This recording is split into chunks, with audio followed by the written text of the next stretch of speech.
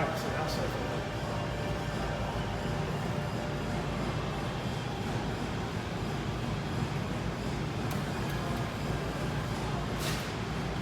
Okay. All right, so this week on Just the Tip.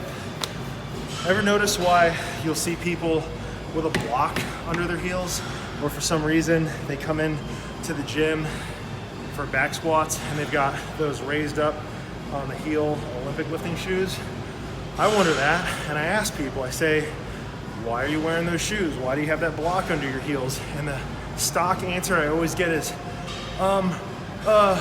ankle mobility, to which I reply, so if we need ankle mobility to do a squat, then that means that our hip is trying to move straight through our femur bone, and this is actually what we do when we're praying in church. The ergonomics of a squat, guys, is actually so that you don't need a ton of mobility for your ankle.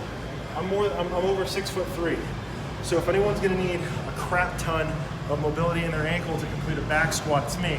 Now, I'll draw your attention to my knees and to my feet. That humerus bone is going to swing around the knee, and when I'm in the hole, my tibia and my rib cage is gonna be as vertical as I can get it. And then I can glide back to finished position. The reason why you're gonna see people who block up their heels is actually to get the tibia bone to plane more towards the floor. Now, once I'm in this position, what muscle is responsible for creating distance between my ankle and my ass? That's going to be my quads. So there's an old school exercise called a Dillinger squat, which is a method of a front squat. There's also sissy squats. There's a whole myriad of reasons why we would block up the heel, but it's not for a back squat, because the back squat, you're not trying to bypass your glutes, you're not trying to bypass your hamstrings.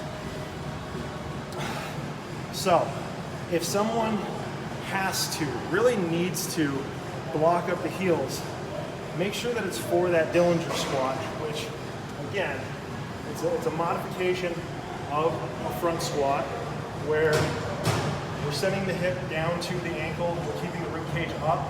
This weight, not only is it resistance, but it's a counterweight, because right now to stand up, I need to drive my knee a little bit closer to the floor, see that?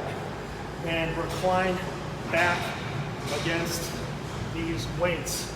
Or we can do a full blown sissy squat, right? Just, as Missy would say, flip it and reverse it. Or we can do one of Steve Reeves' favorites, which was coined by a turn-of-the-century strongman, a wrestler, theorist named George Hackenschmidt, the hack squat, which we start here, and I'm really trying to drive everything away from the floor. I need to drive my chest away from the floor, I need to drive my hips up and away from the floor, much like that sissy squat that I just showed you.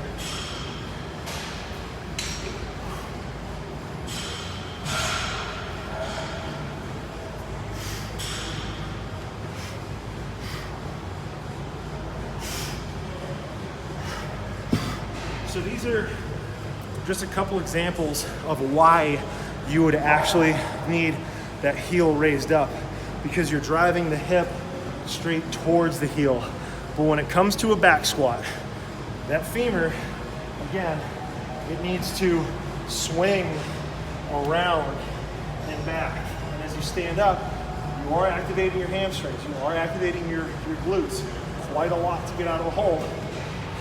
And so the quads don't really happen until you're here and you shift up more to the balls of the feet, and you're back onto what they call the tripod point of balance.